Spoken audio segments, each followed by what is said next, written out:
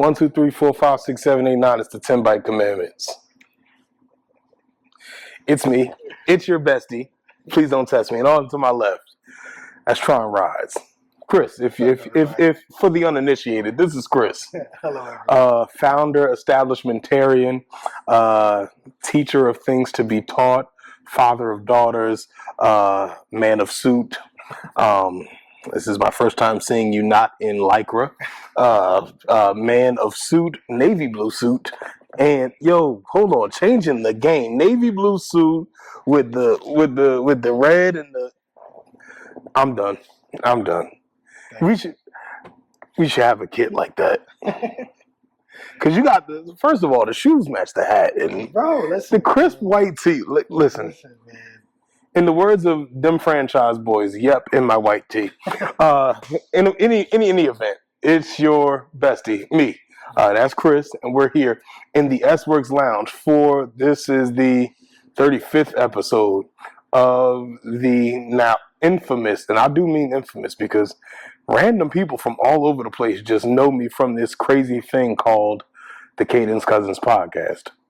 I'm happy about it, but more than happy about having this podcast and me being kind of like the face of the podcast, I'm happy to be able to help build relationships with all of my cousins who I share Cadence with. And so with that being said, everybody welcome Chris. And we're happy to have you here, Brody. Yes, sir. So, talk to me very briefly, not very briefly, but briefly enough, about the cycling journey for you. Where did it start? I know you were somewhere down in the neighborhood with the BMX bike with the pegs on it. Yeah, man. Wow, cycling started for me. I want to say I have memories as back as probably maybe 5 or 6, vague, very, very vague, but just being taught how to ride my bike by my dad. My dad was an avid cyclist, kind of like how we are. That was him in the 80s. Oh, lit. Yeah, that was him in the 80s, man, and the early 90s before he stopped. He just aged and stuff like that. But literally, the bike for me growing up, when I grew up, just meant freedom. Like, I can, tell my grandma who raised me, God bless her soul, hey, Granny, I'm going around the corner to ride my bike with Kevin and Brian. Mm-hmm. Listen, she think around the corner mean literal around the corner, and it did not. Bro, that for me, that meant I'll see you when the street light comes on. And you better be in that house before the street lights come on. I mean, bro, I used to leave the house at 8 in the morning, man, and not come back until the street light came on, which would be sunset. Listen, right? Ain't no gas other than your legs, bro. And so just riding with my dad and him, park rides and all that kind of stuff. And then, man, once I learned about BMX, man, I remember I begged my grandma to buy me that BMX, man. I grew up. I'm from Washington D.C. originally, Southeast D.C. And we used to have people who would come around the neighborhood with items.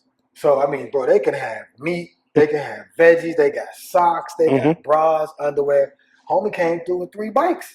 Now we never asked. You never know where it came from. But we know it didn't come from anywhere we gonna be. So right. We was good. And he was like, I was like, yo. Yeah, he rode that bike from Southwest DC to Hyattsville. Bro, I was like, yo, Peanut, how much for the bike, man? He told me like $100. Peanut is the sell stuff nigga name. Peanut has sold. Listen, I had a Peanut in my neighborhood, and Peanut sold the bootleg DVDs. Bro, I went in the house, told my grandma, I was like, Granny, that's all I want for my birthday, begging, pleading. She was like, all right. I was like, I even have my summer job. I'll give you all my checks until it's paid off. Man, I got me that mongoose, baby. Hello. That mongoose, baby. Man, I rode that thing. That was my first time moving up to a real BMX. Before you have little Kmart. We had Kmart. Kmart bike. When I got that mongoose, man, that junk already had the pegs on the front and the back. Oh yeah, you was doing something. Had the gyro so you can spin the joint around. Hello. Man. Showed my homies that joint, man. They went off and got one themselves. And bro, it was out there after that. That's when life was different, man. But y'all, so you and the homies was riding. Oh yeah. So y'all were able to create community. Oh yeah, look, not only that, we became known around our neighborhood is them BMX boys. That's what we call ourselves, Okay. BMX boys. And we were doing things that were quote unquote at the time. Now, mind you, this late '80s, early '90s. You only used to see on TV growing up where I grew up, and it was only like our white cousins. You see what I'm saying? Like in Cali, you know what I'm saying, and in Colorado, For sure. in movies like Rad and stuff like that. This go way back, right? Like these movies, these BMX movies, where they're in the half pipe, in the bowls, doing tricks, all this kind of stuff, man. And we would get on those bikes and we would just ride the hell out of them, man. We used to have wheelie competitions. I wheelie clear across the projects one time. Bro, I was so proud of my. We had a comp. So we had there was a railroad track that's an interstate railroad track, but there's a tunnel that's near a major bridge that we're in DC that takes you from where I live in Southeast across the bridge across the Anacostia River and into over like where Benton Road is and near Anacostia Park. And there was a tunnel, and we called it the Willie Tunnel. Now this Willie Tunnel was about 2 blocks long. We called it the Willie Tunnel because we were like, yo, Joe, get your people, come see us at the Willie Tunnel. It was really good. Okay. Right? You know what I'm saying? And it was bragging rights. So we would legitimately have people sitting outside watching us to see who can Willie the longest. And yo, we would get bricks, put the brick down. That's where your stop. That's where your wheel came down. Got you. And man, like from then on, man, it was just that. And we would not have a bunch of stuff. I don't even think we were wearing helmets. We definitely wearing no helmets. Definitely wasn't wearing no helmet. Bro, like water bottles, wasn't no water bottle cages. No, you just rolled to the stove. You just rolled. Yo, you just rolled. The way us as young people, young kids, raw dogged life. Yes, bro. like we didn't need anything. Like we just woke up. Cats, bro. Like we were out the yard dogs, bro. Man, my dad would leave for work. He would say in the summertime, he would say, "Listen, don't come in and out of this house." I lost that one key. I don't think I ever got another key. Because you just came back and you know. Man, listen, I went and got a card, like a old credit card. Learned how to get in and out of the building, but outside of that, I never even told him that I lost the key. I think he figured it out one day. Right. But the way us as children, like the group of us, we used to just live. Yeah, like, imagine that, just going outside, not a care in the world. Not a care in the world. But all of that comes from the bike. Now you say Southwest DC. Southeast DC. Yes, sir. My bad. Southeast.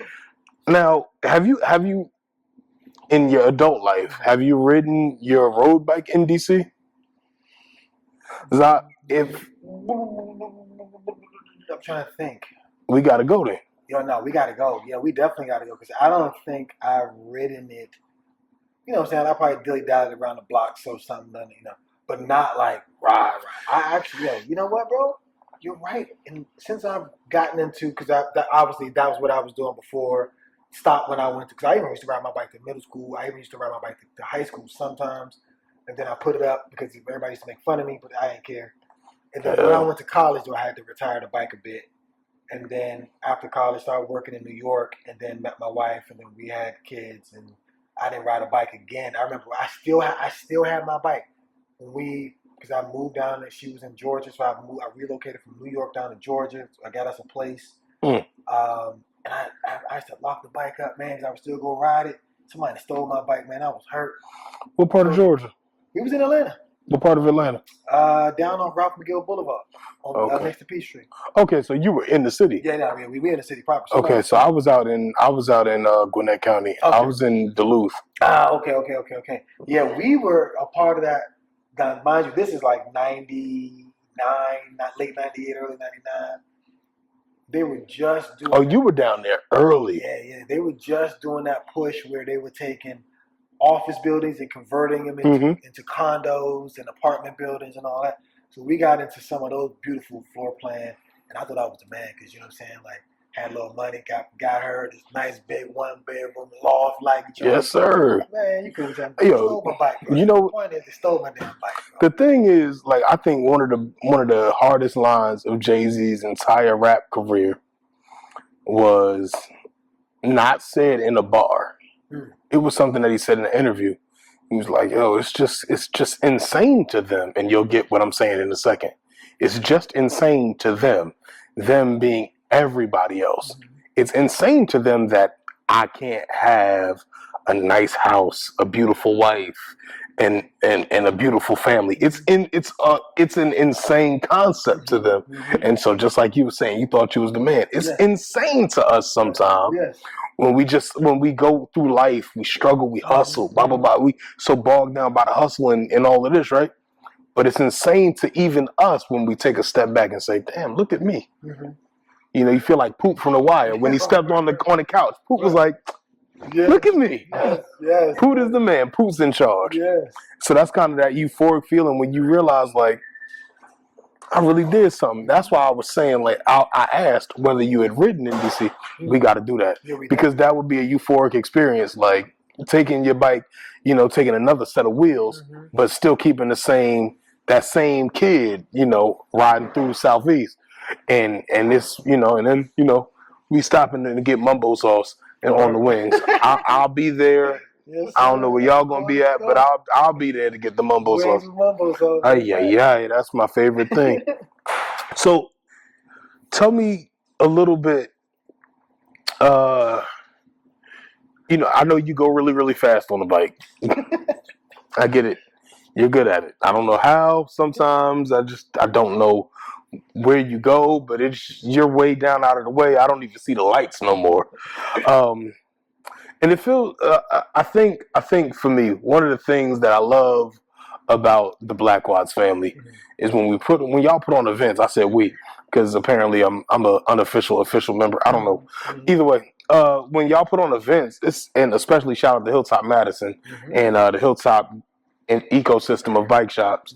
When we put on events, man, it's like a big family reunion, and the community is a huge thing. So it's not just, you know, hey, we get on our bikes. It's like, yeah, we get on our bikes, but like we fellowship a little more than often. So talk to me about what you think of the community that's being cultivated through like the Black Watts, the AM Watts rides, the one-off rides, like the random trip to 9W that I can't make this year. Like, tell me all about that. Yeah. Well, going back, so just to connect it all, stopped riding when I had kids. COVID happened. My youngest daughter wanted a bike. Took her to buy one, and homie had one on the side. Talked my way into getting one in the shop. Sitting over or whatever. I was like, "What's wrong with that one?" He was like, "Nah, you know, like you tell me some story about it." I was like, "Can you fix it? I'll buy it." And he was like, $1,500. I was like, "For a bike?" Because when I was talking about it, wasn't that much. I was like, "All right, bet." So bit the bullet, got on that bike, man, got home. Same day I got home, rode with my daughter. After I rode 20 miles on that bike. Really? First day I had brought the bike home. And I was like, yo, I missed this. That energy it's euphoric, that I felt was like, wow, this is really the third place. And what I mean by the third place is your three places that you are in life usually are homes, one, right? Work. And then the third place. Right, in the third place. Now, for some of us, we may have four places. Like we may have home, church, work, and I got 4 places. Right, and then this other place, right? Where that other place could be, you know, some of us brothers and sisters who drink, it may be the pub or whatever. Some of us that go to the gym and work out hard, it may be the gym. But that's one of the more important places, that bike. Yep. And the thing with the bike, right? The bike is the fourth place, but the fourth place actually takes you to a fifth place. Yes. And it gets like, for me, right? So I like the feeling. Like I live in Newark, so I like riding out of Newark. Like I like leaving Newark. Love Newark. Salute to Newark. We're gonna do great things in Newark. But I also like the feeling of leaving Newark, and next thing you know, as I like huff and puff up the hill, next thing I'm in Watch on Reservation, right? So like that's one of the things I'm in love with, that feeling. And that's another feeling I was thinking of, like with respect to like the community. The community here that has been cultivated. I walked into the community. So I didn't know that you started in 2020. Because I started in 2020. Yep. I went to Wally World. I wasn't putting down 15 yet. Right. I went to Wally World. But like the community here, what do you think about that, to pull back into that? Yeah. So I mean, to connect that freedom in that sense, and that third or fourth place, Hmm. I was like, wow. Then brothers that we knew. So Chad, Akil, and I, we started Black Watch in December of 2020 after riding together a little bit in 2020. Then we said, man, we should really leverage this. Like something is speaking to us to do this. Hmm. George Floyd, BLM, all these things were Absolutely. happening. So at first it was just fathers. Black Dad Cycling Club or Yeah. something like that. It was still Black Watch, but it was like just about fathers and men getting together for fellowship. Hmm. But then I want to say, bro, that we probably had that fatherly mission maybe for 8 weeks, bro. We switched immediately to be inclusive to make it, because everybody rides bikes, Hmm. And for us, the community, it's just like when you are with your cousins at the cookout. Man, y'all sit down. Unc may be telling a good story. Sandals on. Everybody come around like, Unc, tell that story that time when you something. And you telling the same story. Right, telling the same, but you love to hear it all the time. And then everybody somewhere along the line has heard it. It becomes like a game of telephone. And for me, the bike was the same because I know I can see Joe. I know I can catch up with Craig. I know, you know what I mean? I can see Chad and Nikhil. And then it started feeling like, I'm riding my BMX now. And so we should do it by neighborhood. So Joe and Newark. Hey Joe, we gonna ride over here. Let me go. Come on, join us. Bring so and so from here. And then when you look up as an adult male, I'm like, like what I was doing as a kid, like those were friends, but really we had community. And now I just have the language to put behind it. Mm-hmm. Oftentimes, like we do things so naturally as human beings. Yeah. We seek to have this, like the connection one with another. We seek to find commonality. We seek to have representation in the places that we are. We seek to be able to find ourselves edified where we are, right? And so that's one of the big things for me. When I look at how, like, I brought my little behind up to one of the group rides, I said, well, this is going to be fun. I hope they have, I'll see if I can keep up. Like, I didn't have a route. I just was like, I'll keep up. I very quickly learned that I couldn't keep up, right? But that happens to all of us. It does, bro. That's not a you thing. I remember getting dropped, bro. It, like, the keeping up part might be the toughest part. Keeping up made me get a bike computer. Word. Keeping up, I was like, I'm not going to keep up yet. Word. And then next thing you know, I bought the bike computer. Next thing I know, I was keeping up. I was like, this is ridiculous. I could have kept that money. Right, I need the computer. Yeah, but like, it's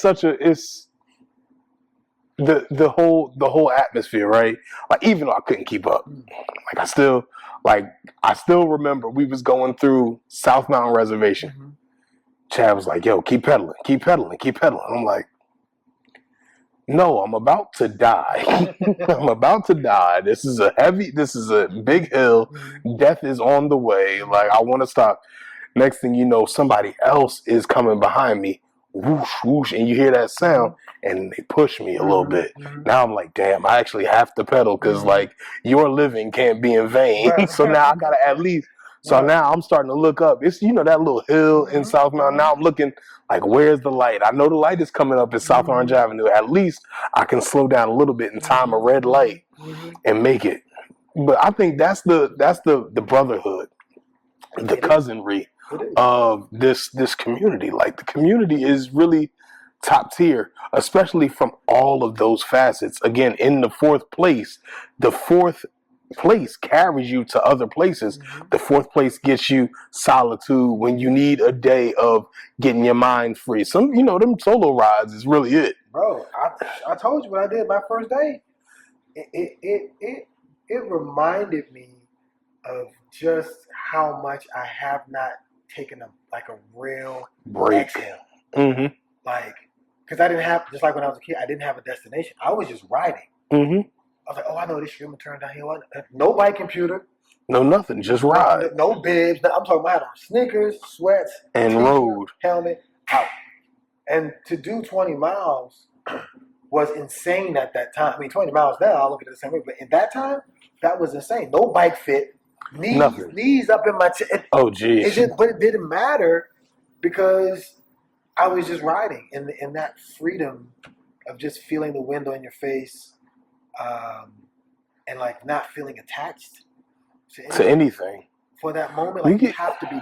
The thing about the bike, you have to be present because cars, Mhm. things on the road, like you really have to be present where you are. But in being present, it's like free. Does that make sense? Absolutely. It makes complete sense. Sometimes we just gotta, sometimes you, Eminem said it, lose yourself in the moment. Mm-hmm. And I think that moment is actually losing yourself in the miles. Mm-hmm. Oftentimes we get so caught up. I was talking about it. I think I say this like every other podcast, bro. But sometimes we get caught up as men, Mm-hmm. not even just black men, but men in general. Men, fathers, men, uncles, men, father figures, right? We get caught up in so much doing for. Yes. We get caught up in our identity, our principal activity is provision and protection, right? And then we're so busy doing that, providing for, protecting from people, protecting other people. We don't do a good job with ourselves. And then the moment you take 10 miles on the bike, and it will happen if you don't ride a bike, trust me, once you cough up that lung and realize the only thing you can really focus on is you and the bike and keeping your balance, because your heart rate is through the roof. You don't even understand. Everything is, nothing else really matters. They say, oh, you wanna it's better to have, get on the bike, all of your problems go away for about an hour or so. But it gives you clarity of mind to really think about those things. And I think that's the beauty of the bike. That's the beauty of being in that fourth place. I think you said something about having words to explain. I didn't quite understand it until you said it just now, having a fourth place. And I think it's really just a beautiful thing to really be able to identify the bike as a fourth place. And then to add another layer to it, the fourth place takes you to the other places that you may need to be. And it's all because of two wheels. And even more on community, it's interesting, because when you go around the country, when you go places, right, you see different people. And obviously, like when you see somebody that looks like you, give them a little, head nod, like in a space where you don't know if you're normally going to see somebody that looks like you. Like, say, if you walk into a office meeting or a meeting of some sort, right, and you see the table of people, and you're like, you connect eyes with one of your brothers.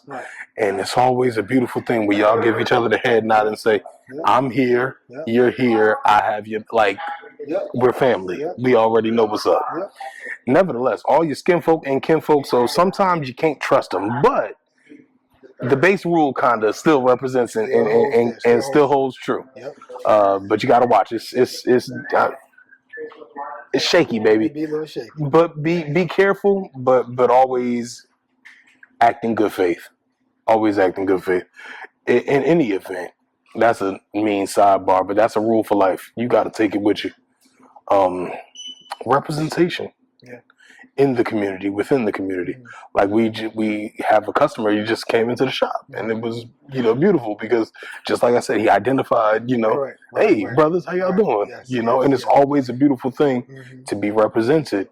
So now what can, like, as I've said, the father of many daughters, I'm the uncle of many nieces. What was the Barbie bill or the American Girl? Representation matters, because if you have, little chocolate girls, right? You got to get them little chocolate baby dolls to play with, and it has to mimic. And so, if they see, for instance, they see Princess Tiana on a movie, they say, okay, well, that's attainable for me. I am a princess also. They see Michelle Obama, they say, I can do that. A little black boy, he sees, Barack Obama, or he go on an even lesser level. You go to your school and you see a black male teacher, in the professor profession. It becomes all of a sudden attainable and relatable to them. What do you think about representation in that respect in the cycling community?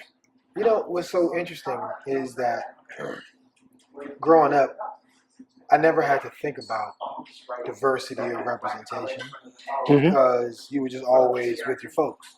It's Chocolate City. Right, but we had a white family in our neighborhood. Oh, word. Seth and Brian. Okay. Seth and Brian. Those were their names. And listen, we taught Seth how to fight. We taught Brian how to fight. We taught them both how to Oh, fight. they was from the hood. Like it was so crazy.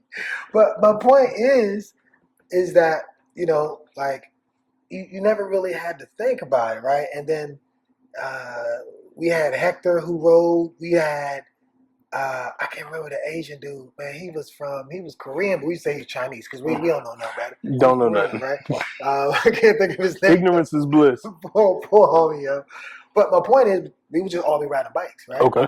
So the same thing now. Now I have an extended vocabulary, and I can call it diversity. I can call it inclusion. I can call it representation. Equitable. I can call it equity, right? Like I can use these terms to give more flavor to it. But all I needed was salt and pepper to season it anyway, right? So for us, when we started Black Watts, it was important that we understood that all it is a little salt and pepper.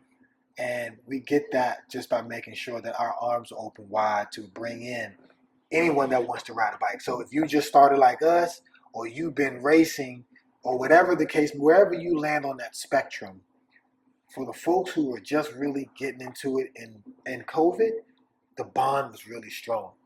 Yeah. Right? Because folks coming from other sports, some of the guys, or some people like, yo, I'm just tired of being in the house, right? Like, so For sure. I tried to run, my knees and my hips ain't allowing me to do it. So this bike is going to be where it is.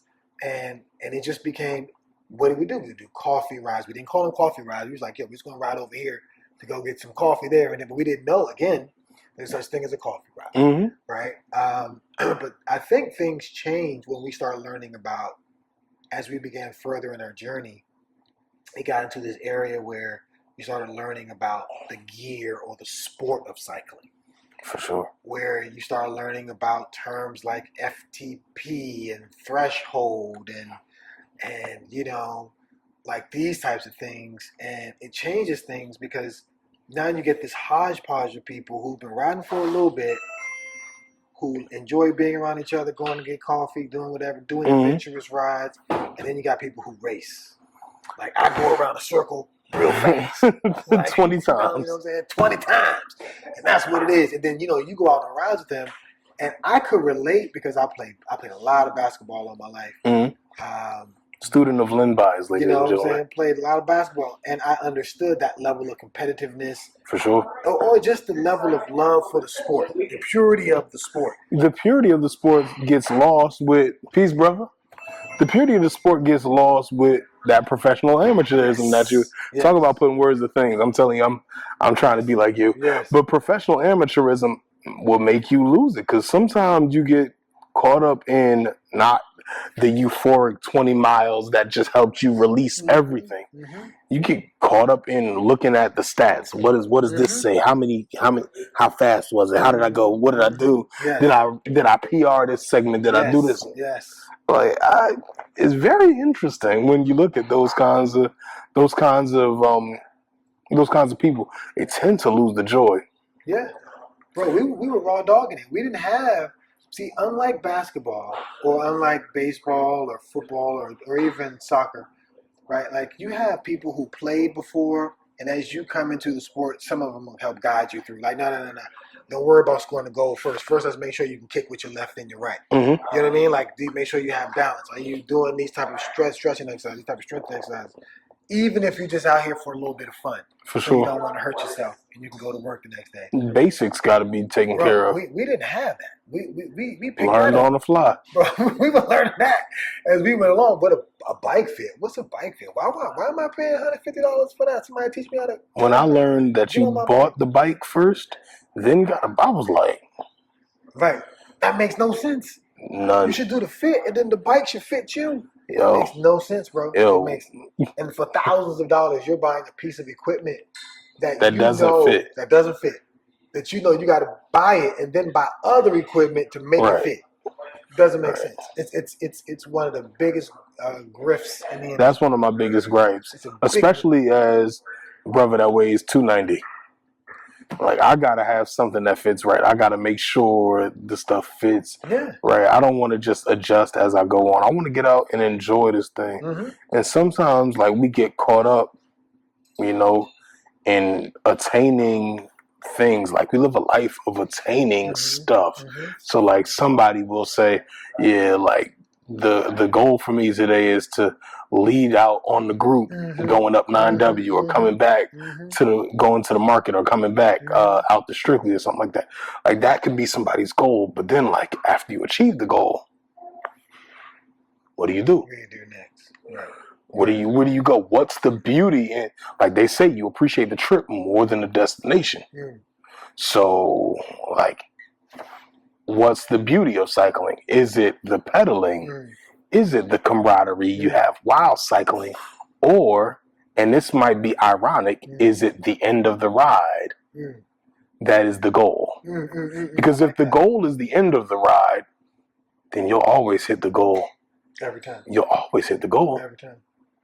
But if you see the beauty in the nuance of the ride itself, the tenets of the ride, which is, you know, cycling, working on your breathing, working on those basic fundamentals, stopping at some days or something like that, you know, just the camaraderie, the brotherhood, you see much more of this microcosm of humanity than you do in just focusing on, I gotta get there and I gotta get back really, really fast. Yes. So you see more beauty in that. Like, sometimes you look at somebody and they take a picture on Instagram and then you look at them in the face or whatever, and now they look more beautiful. It's because you see the nuance. Like, you see the birthmark here. You see the different details that makes them them. You can identify cycling in that same respect. Does it, I would say it makes it feel much more palatable when you're not focused on the professional amateurism side of it. But what do you think about, like, give me the good, the bad, and the ugly? Yeah, I will. And before I jump in, I want to add that, you know who helped me? There were 3 sisters who helped me become a better cyclist. You let the girls help you? Bro, the girls. Okay. The women helped me, bro. Like, one is a coach who's still my coach to this day. And I got a coach, much like if I were to go to the gym right now, I'm like, yo, I got some goals and things I want to do. I would want to have a professional, somebody who can teach me how to properly lift the weights, do whatever. If I can do it the right way, I'll have a nutritionist work with, so that way I've got the whole system kind of working together. Man, when I found out about this woman named Kate Ryman from Jalapeno Cycling. Yeah, love Kate. She about 4'0", man, and she's Kate's a monster, bro. Former cyclocross professional cyclist, but she taught me so much about the fundamentals. Like, here's why you need a bike fit, because your hip, you know, like, every human body, your biomechanics are different. So where Joe may not have a problem here, Chris, you may have hip impingement. So you can't get your leg through the pedal stroke, so you can't be as efficient on the machine as you should. And she used to say, Chris, it's not like basketball. It's not a push through, like, just like a hard stop movement, explosive movement. It's a fluidity that has to take place. And once you start, I want you to work on the fluidity, because I used to ride 60 RPM, for those of you that keep track of your cadence. And I would be grinding on the bike all the time using muscles, hard gear. And she's like, I want you to keep working till you can get to your cadences 85 at the end of the ride. Like, how am I going to keep up if I got... She was like, you got to get stronger. Your legs aren't strong enough so that you can be in a stronger gear, but still spin your legs where you're using more of your heart, less of your leg muscles. And she explained to me that you have 2 different energy systems. You have your cardiac system, and then you have your muscular system. Your muscular system's fuel tank is this big. Your cardiac fuel system is this big. So when you pick your cadence up, you're saving your leg muscles for when you really need them, and you're really... Yeah, you flush out the cramps and stuff. First lesson. Our first ride together, bro. I came back like, what the hell? All right. Like, and then the next one was 2 Muslim sisters, both from Philly. Salute. And they showed me how uninclusive cycling was for women. Definitely. And it made me think, like, well, damn, I struggle with the same thing, but I didn't have the vocabulary to talk. So they talk about it from the standpoint of both of them wear hijabs. They cover, but they were like, yo, like, why are there no clothing for me to wear? Like, why do I have to wear winter cycling clothes? Like, you have on lycra. Why can't you just make it long? Like, as opposed to it stopping right here, why can't it just stop at the ankle? You got plenty of tights. And I was like, damn, I never thought about that in terms of comfort on the bike. Same thing, right? Like, why the sleeves have to be? Why can't they be come down here? And then, Nike made a sport job, and I was just like, wow. So they made me start thinking about. Shit, you talking about that? There was a young lady on Instagram who was talking about that with just women's hair in general, and I was like, yo, I rock with you the long way. I ain't even got no hair. Right. So these three women opened my eyes to so many things. And then the fourth young lady, her name is Taisha. This is the first time I went. Now, Kate was a pro, so she don't count. This is the other two women, they were regular cyclists like me. This is the first time that I went on a ride. I remember I was in Miami. First time traveling with the bike in Miami. Her name is Taisha Walker. Beast from Texas. Now lives in Cali. Three beautiful children. Husband. Man, she showed up on her dogma, baby. Let me tell you something.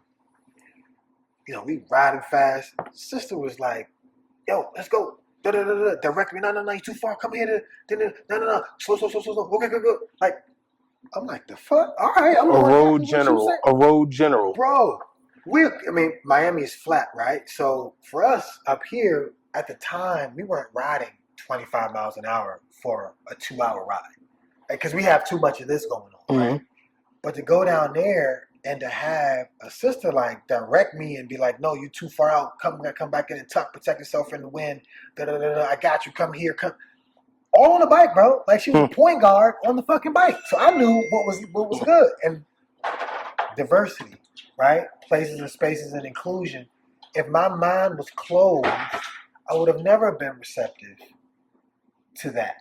So when you talk about professional amateurism, this sister, she's been an athlete her whole life, D1, all this stuff, right? So she was about that business when it came to athletics. For sure. So she ended up racing and doing all the things that people were doing in COVID, winning races in Cali, like just killing it. Then I met that same weekend, I met another sister, right, who raced and won state champion. Never rode before. Never did like cheerleading maybe. She didn't know that this is how her body was built for this particular sport. Within a year of cycling, she won the state championship Cat 5. Crazy work. And crits, right? Cherie is her name, right? So, and I'm like, yo, these women help open my eyes more to cycling, and it pulled back from how the guys were. The guys were very testosterone driven, like, I'm going to do a segment. These ladies were about efficiency. The beauty of the... Bruh. They were talking about... It's the WNBA, NBA argument. They can't dunk, but they got everything else. Everything else. Looking good. Like, the game looks beautiful. And then, but unlike basketball, the women are fast. They may not be as fast as men, right? Just muscles and all that kind of stuff. But when we all amateurs, bro, like, they made me realize, like, I think Chad was talking about racing crits and like crashing your bike, breaking your collarbone. Because I actually raced before Chad and Akil. I did a Harlem Skyscraper as my first race. And I was like, yo, in it. And then there was a dude kept cutting us off in the corners. He ended up hitting the barrier, crashing, taking out 9 people with him. Bro, it was through God's grace. The bike landed right in front of me. His rear derailleur and half of his frame cracked off. I was able to, stop, rolled over the pieces of the bikes, ended up getting a flat. Only did 2 more laps and pulled out. I'm like, that was God. That was God. That was God. Peace, Harry. All right, Harry.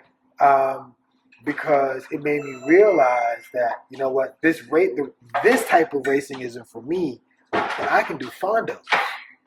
And have a good time. Me and you can go do a Fondo. Oh no, speak for yourself, brother. We can ride together, right? And we can finish, and it's like, it's the equivalent of people who go do a marathon. Everybody who does a marathon ain't there to be racing against the world champion. They're there to just finish. I want to do 9 marathons before I die. You understand what I'm saying? And these young ladies help me understand in that race, like, wait, there is a lot of space in here. And when you talk about, professional amateurism, a lot of folks bring ball sport mentality to cycling, the former, And it doesn't work. and it does not work, right? It's not like your men's league and hoops, right? Yeah, you may turn your ankle. The only way you'll pop your Achilles is if you're not taking care of your body. But in cycling, bro, you can break your collarbone, break your pelvis, and you gotta go to work tomorrow. Mm-hmm. Absolutely, you got to go to work tomorrow. You gotta go to work tomorrow. And there are sometimes, and you got a vacation plan that you were going to use some of the sick days for. Sometimes there is the situation where, I hate to say it like this, where our egos get in the way so much that we start valuing who we are by putting others down. For sure. By saying, "Oh man, I can't ride with them, man. They too slow." You know what I mean? Like, For sure. I want to ride. It's like, brother, we just gonna get some coffee, man. Just gonna get some coffee. Yo, ride with us for an hour and go do your training. But then people start treating the bike, and again, no knocking. I'm not knocking anybody. Everybody to each their own. But I started to realize there was a big phase where people were like, "Man, I don't have time to do that no more, Chris. I got 90 minutes. I'm trying to get out there and get my training in." Mm-hmm. And then, so those brothers went on. Some stopped racing, but bro, there's Cat 5, Cat 4, Cat 3, Cat 2, Cat 1 in professional and criterium racing. Most of them only named the Cat 3. You know why?